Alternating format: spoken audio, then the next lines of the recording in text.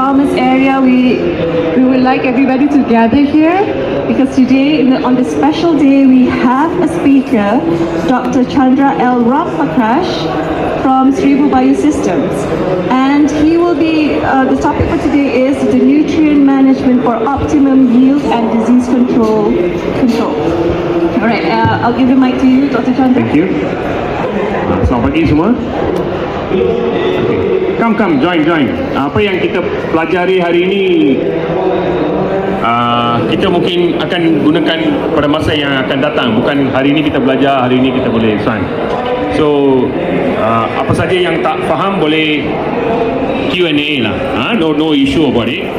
Right. Now we want to talk about mainly kita lihat di sini kebanyakannya hutan, oil palm, getah dan other commodities. So what we trying to do here is kita sebuah syarikat agronomis di mana kita cari kesalahan yang biasa dilakukan oleh peladang atau petani dari segi pembajaan yang directly atau indirectly involved in yield management lah.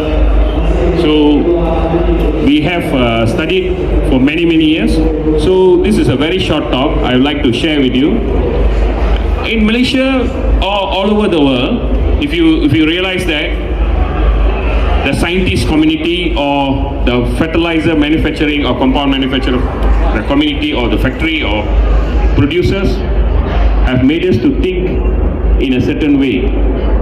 If you look at that, what we know is nitrogen, phosphate, potassium, magnesium, calcium, sulfur, iron, zinc, boron, molybdenate, cobalt, and what else? We don't know anything as boron, of course. Nothing else we know. Maximum we know is about 15 elements or minerals. We are using it as a fertilizer, and we are inputting either in soluble manner or organic manner or mineralized manner.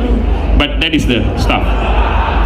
And we do not know beyond that.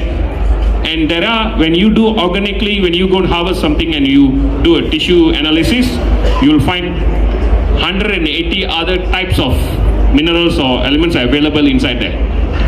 Until today, most of the nutrients or minerals you see, they do not know the function of it. They know it is there inside the tissue, but they don't know what is it doing to the plants. So what happens is, in the hydroponic sector, especially fertigasi or anything, we only use this 15. Of course, now silica have come in, thorium has come in, germanium are coming in, but they found out some of the functions, so they are incorporating it. But most of it is also from other waste industry we take and incorporate it. Most of our fertilizers come from petroleum industries or similar, or mining industries. So here, what I'm trying to share here is, when you just use this 10 or 15 and do your agriculture work, be it any crops you do, what you're putting in, that's what you're going to take it up. So when you eat, it becomes sort of like less optimum food, less fortified. It is not fully fortified. So we go and buy vitamin C, vitamin D, B complex, calcium, and eat separately. Right? So that is the difference between, basic difference between organic and inorganic. Okay? Organically, everything you want is already there. So you don't need an extra vitamin. So I'm just saying that for humans. Same thing with the plants. They are productive, or the yield or the capacity of production is all reduced to certain level. The difference, I'm not selling organic here, I'm going to go to another subject. The difference between organic and inorganic food production is 20 times. That means you eat 1 kilo sawi, organic ones, you have to eat 20 kilo inorganic food to have that same nutrient. That's much of a thing. Okay, now our job here is to share knowledge with the farmers. Okay, come out from it. How do you do that? So you have to use other inputs for the fertilizer program. You have to use the best seems to be the chicken dung. Most of the farmers, if you are farmers here, the best, all the missing elements and minerals which you find, you can find it in chicken dung or cow dung or other compost. You can do that. So the missing elements which you are not giving here, which you do not know how to give here, you take from here and then you add it in there. It will balance up and you will have okay lah. Okay, now come back to plantation, palm oil and stuff like that. Now Malaysia or all over the world, we are having excessive labor costs or don't have laborers to do that.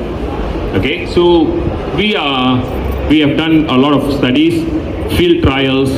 So what I'm going to share with you is very important. Just consider whether you can use that or not, that technology. We are harvesting almost 15 days once nowadays. So the bunch size become a bit smaller because we are harvesting every 15 days, right? So, and for that, every 15 days harvest, you have to go twice to harvest and you have to do the pruning. That means when you take out a frond from the palm oil or any other crop, that you are making the plant, the palm or tree grow older because you keep on harvesting the frond. So the plants need to grow faster to produce and move. So, but earlier in the 70s, we used to harvest 30 days once. The bunch size is bigger, the oil content is more. We train the tree to do that. Now we're trying to optimize it. But now because of the labor issue, what we are saying is you go back to 1 month once, but the bunch size will be double. Assume you're getting 20 kilo. When you can train the tree through nutrient management, you can actually make the the bunch size double, 40 kilo. So you only harvest once, but you get the same profit. Okay, so the worker only goes once there. So the oil content will be more. All these imbalances happen is most of the smallholders or the plantation owners, they do not know the function of nitrogen, phosphate, potassium, magnesium, calcium and interrelations between all these things. And another section is the micronutrients and stuff like that. So the yield is stabilizing. To talk openly, it's dropping lah. All right, so do not hurt me. So we have to find a way to optimize the yield. We have to find a way to increase the yield in a small area, more yield, and the trees should last for 40 years. Because nowadays, I know a lot of farmers or planters cut it off within 25 years and then plant again and go again. Actually, the tree should last for 35, 40 years. Okay, so and keep on giving you optimum. So what happened here is another detrimental effect on the plantation is we are using chloride-based fertilizers. I think most of us will agree lah. Chemical. So, but, no. Chemical is okay. All plants absorb everything in the mineral form, or in a language you call mineralized or rotted. Plants cannot eat chemical just like that. As long as mineralized, it's okay.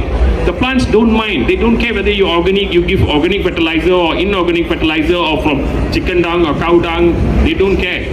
As long as the mineral is there, they will absorb it into that manner. Okay, so they are not vegetarian, non-vegetarian. But the problem is when you put chlorine, you know Clorox, chlorine, the fertilizers which we buy cheap ones, because when we go to Kedai Baja, I say, boss, murahnya 15 ada kah? Sekarang harga tinggi. He will give you a chlorine infield fertilizer. So try to avoid using chloride-based or chloride infield fertilizers. That is rule number 1. Your flora and fauna or your bacteria or microorganisms in your plantation won't be bleached or won't be killed. If you put Clorox, all the thing die, right, in your home or something like that you want to wash. Similar, if you put it in the broadcast in your field, this thing will happen. Okay, try to avoid. First rule number 1. Try to give a more of organic inputs, be it chicken dung, slurry or molasses or any other thing. Molasses actually encourages microbial activity. Molasses is sugar. Okay, scientific scientific name for sugar is carbohydrate. So the scientists like to say add a lot of carbohydrate. Actually, it's just sugar lah. Okay, so, gula saja. So gula, okay, pemiakan mikroorganisma dia menolong. Mikroorganisma itu pasti ada di tanah anda. Cuma quantity dia tak begitu. So when you have that, they actually protect your tree. They go and find the food, and then come and feed the root. Okay, so the roots don't have to do much work. But if you, and then it's also doing the policeman's work of protecting the root zone or from pathogenic stuff like that. Okay, come back to this. And another stuff I see is what in palm oil plantations they use average 4 kilo every 3 months per tree. Average. Last 6-7 months they are doing that. Now less because of fertilizers, NPK. 4 kilo of NPK they broadcast each tree. This is biasa, all this thing. Per quarterly or every 3 months. Okay, they broadcast. Okay, Ji. So that is alone, you are giving like out of 15, you're only giving 3 elements, which is not enough. You must give a lot of other stuffs like calcium, magnesium, iron, zinc, boron. All these things are very important. Without that micronutrients which is needed in few grams per tree, trace elements or micronutrients, or you call that micronutrients, all these things, they are needed in ppm only. Without all these things available, the production or the yield won't be optimal. Sometimes you see the bunch so big, the oil content very less. Just because boron is missing, the sugar transport. So you first thing before you do anything, you must know each and every function of each and every element. Most of the time, if you give just nitrogen, please listen, the most fatal mistake they do is they give urea or NPK. So the N alone by itself, it's not going to provide an optimum result. You must give it with sulfur. Sulfur is a transporter. Something like you go and give something, you want to buy food, you need a grab guy to carry it to your house, right? So the transporter is sulfur. Without sulfur, the nitrogen might not be available as what it should do. So since you are giving 4 kilo, we have found out for the same production, same yield, and a better oil content in fruit bunch, we suggest you just use 2 kilo every 4 months. But the application method should be changed, and the timing should be changed, and broadcasting methodology completely has to be changed. You have to add in sulfur, liquid, absorbable manner kind of biosulfurs you need. If you are using elemental sulfur, you know the yellow color sulfur you go and buy in the shop and you put, you're going to kill the roots. They won't be diluting, they won't be absorbable. Okay, so they won't be available to the plants.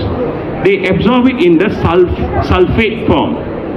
Okay, so you must know your facts very well. The moment you do that, you can also assume the price of, you know, the technology is so much. What they do is by using cobalt. Anybody know cobalt? Okay, just Google what is cobalt. By using cobalt, assume your price is of the palm oil, and fresh fruit price have gone down to like 500 or 600 like now. You can actually spray this mixed with sulfur and other nutrient. You can make the flower don't ripe first. Stage 1. Stage kedua, the flower also ripe. So when 3 months time when the price goes up, what do you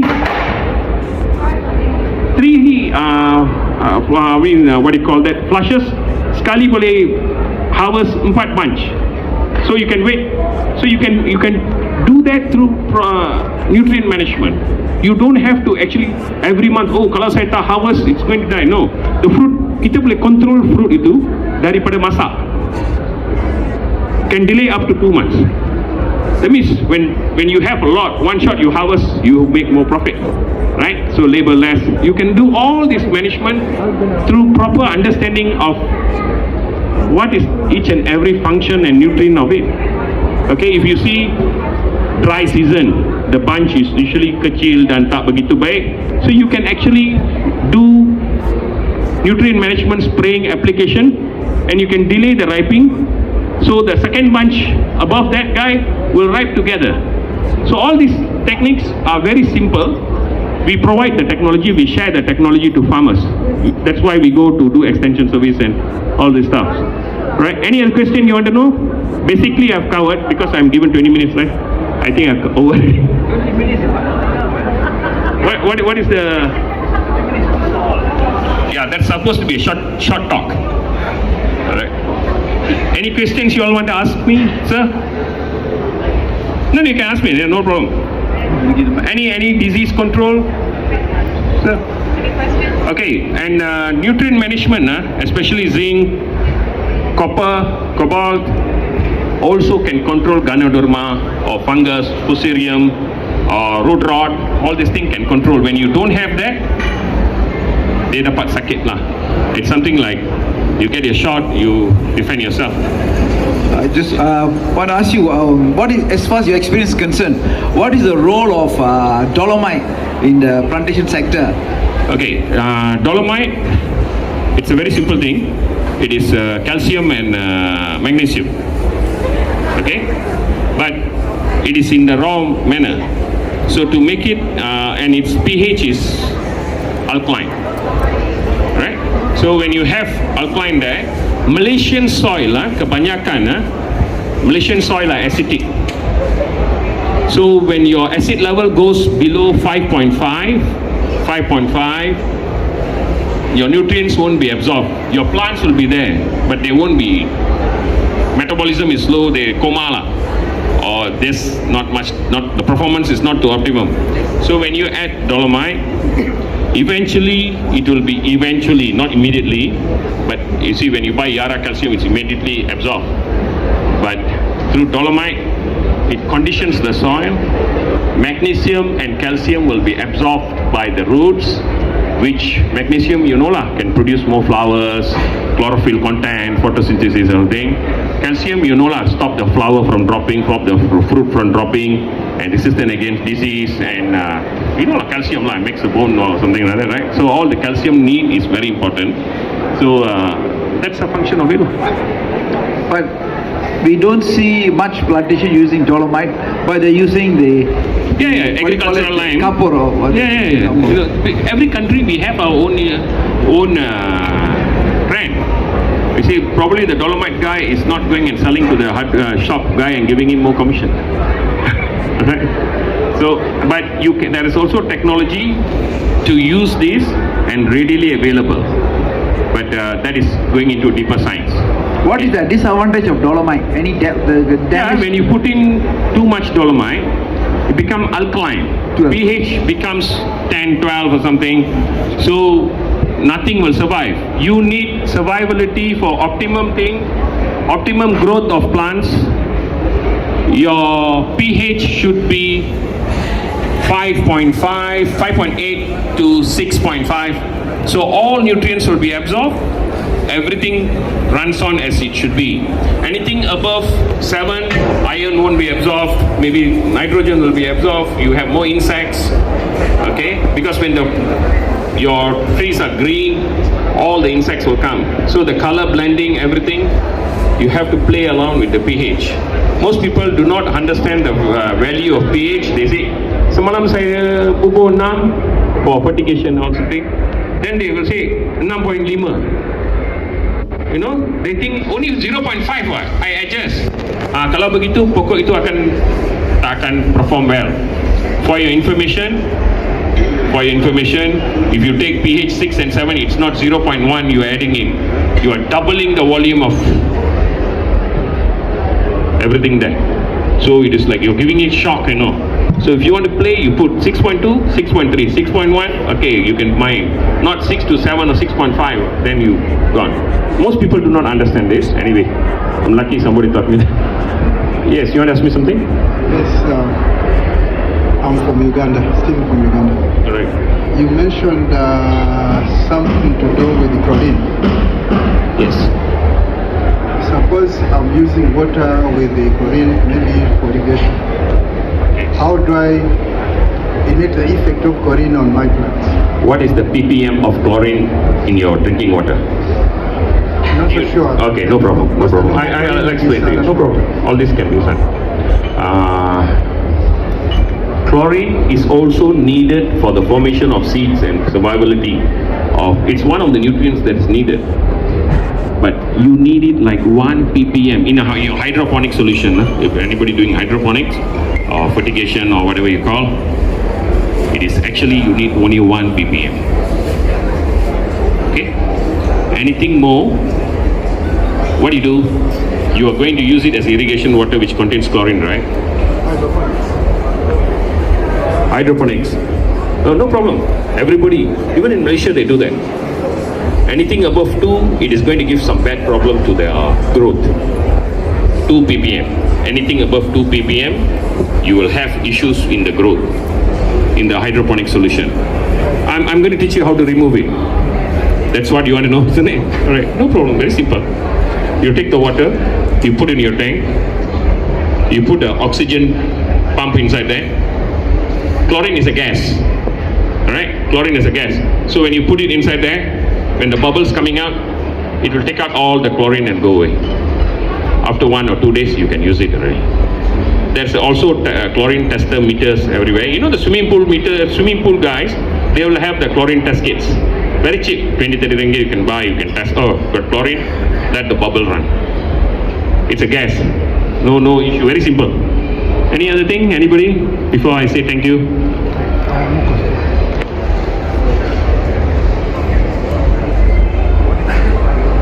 Yes. Oh, yes. Yeah. So what is the disadvantage of larger Thai ayam? And then what is the replacement for that?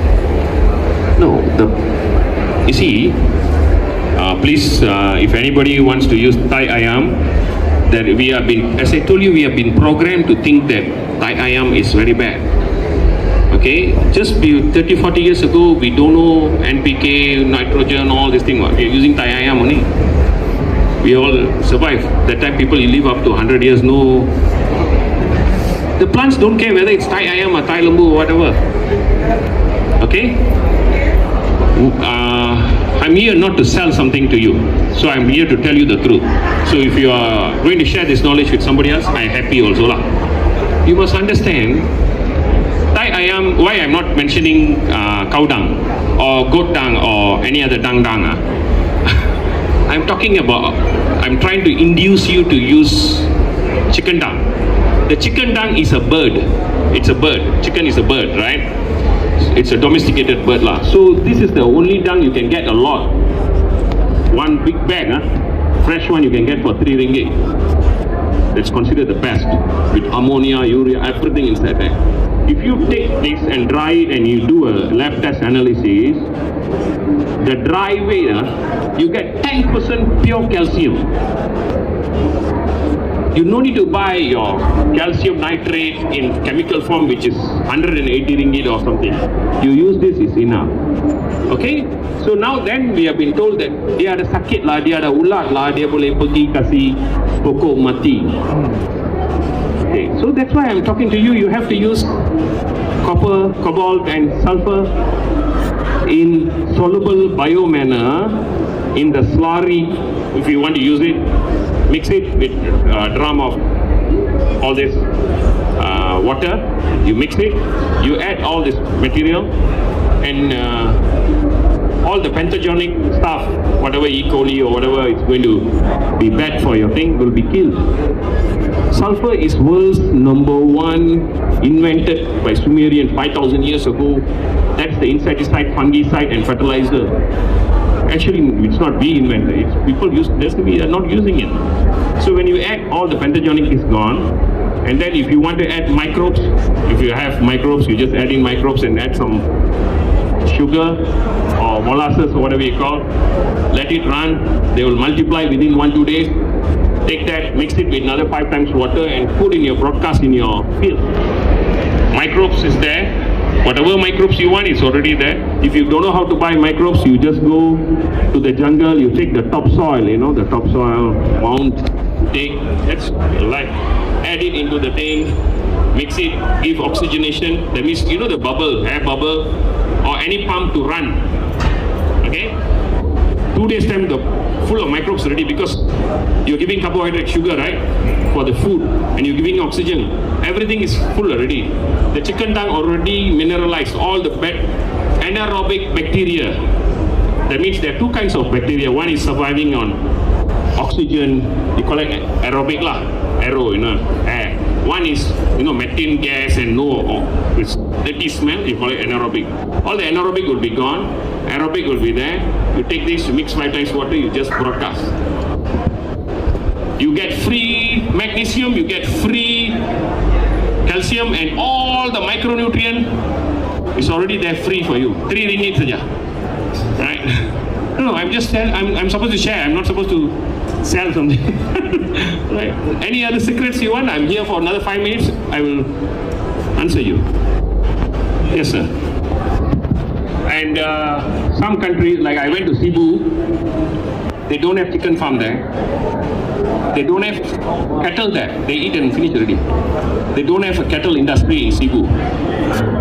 So I have to tell them, hey, actually you can use human feces if you want. No. You see, when agriculture, everything is regenerative, recycle. Nothing is bad or not good. We are just looking at scientists. We are trained to look at it as chemicals or minerals or nothing else. Yes, you have another question. Yes, you talked about using chicken dung. Yeah. There's a myth that the chicken dung for local birds, free range, Okay. is different from the chicken dung from commercial farms. Commercial farms, you get it cheap. That because the commercial farms use a lot of feeds, a lot of chemicals, a lot of let's say chloride in the feeds. Is it really true that I'm organic manure? I'm not an organic certification body. I'm here to tell you secrets of doing farming in sustainable, regenerative and profiting manner. And you also take care of that. Whether it's a free range chicken or broiler chicken, or you are even layer chicken, egg, you take everything. Chickens are chicken. The difference in nutrient value won't be much. It will be maybe 10% difference. No, what I'm saying is the feed which they give you to give that broiler chicken will contain chemicals. Drinking water in Malaysia also contains arsenic, but it is under the tolerable level where it's okay, we can drink. You can Google Malaysian allowed arsenic level, you will be surprised, 4 or 5 ppm is allowed. So that is there.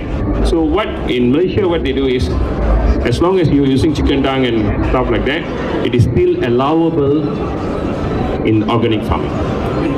Okay, that's why now people are moving from conventional, now they go to organic. Organic is still expensive, still the carbon footprint is high because you still have to buy things from other place and come and do your stuff, right?